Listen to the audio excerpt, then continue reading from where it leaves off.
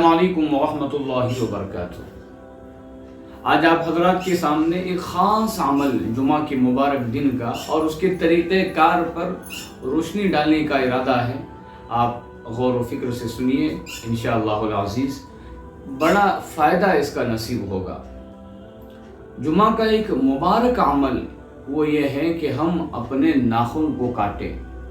پہلی وجہ سن لیجئے کہ جمعہ کے دن ناخن کاٹنا کیا ہے۔ جمعہ کے دن ناخن کاٹنا سنت ہے۔ ہمارے نبی حضرت محمد مصطفیٰ صلی اللہ علیہ وسلم جمعہ کے دن ناخن کو کاٹا کرتے تھے۔ اب اس کا بینیفٹ کیا ہے؟ حدیث پاک میں اس کے کیا فوائد بتائے ہیں کہ جمعہ کے دن ناخن کاٹنے سے کیا ہمیں فائدہ ملتا ہے۔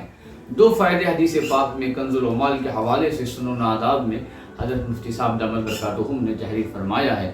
پہلا عمل یہ کہ جمعہ کے دن جو ناخن کاٹتا ہے، حضرت ابن عباس کے حوالے سے روایت ہے کہ اللہ رب العالمین اسے شفا عطا فرماتے ہیں اور اس کی بیماریوں کو دور فرماتے ہیں۔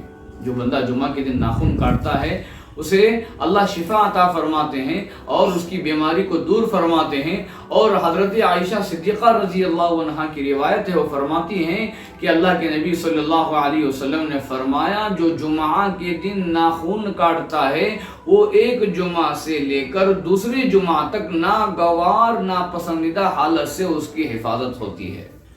یہ جمعہ کے دن کے ناخن کاٹنے کا فائدہ ہے۔ ناخن کے کاٹنے کا طریقہ کار کیا ہے؟ اس سلسلے میں کتابوں میں یہ بات لکھی ہے کہ ہم سیدھے ہاتھ کی شہادت کی انگلی سے ناخن کاٹیں گے۔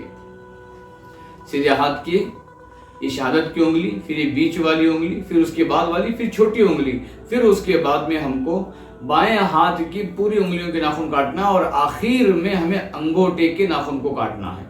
پھر پیر کے ناخن کاٹنے میں طریقہ کار یہ ہے کہ دائیں پیر کی سیدھے پاؤں کی چنگلی کے ذریعے سے، چھوٹی انگلی کے ذریعے سے ہم ناخن کاٹیں گے، پھر بائیں پیر کے انگوٹے کے ذریعے سے، یعنی ایک طرف سے شروع کر کے بائیں پیر کی چھوٹی انگلی تک لے کر جائیں گے، اسے ختم کریں گے۔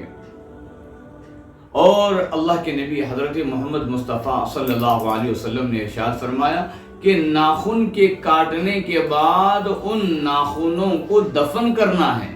چاہے ہم سر کے بال کاٹیں، چاہے ہم ناخن کاٹیں، ہم اسے دفن کریں۔ اللہ کے نبی صلی اللہ علیہ وسلم کا فرمان ہے کہ ادفنوا دماءکم واظفارکم، آپ اپنے ناخنوں کو، اپنے خون کو، اپنے بالوں کو دفن کرو۔ کیوں؟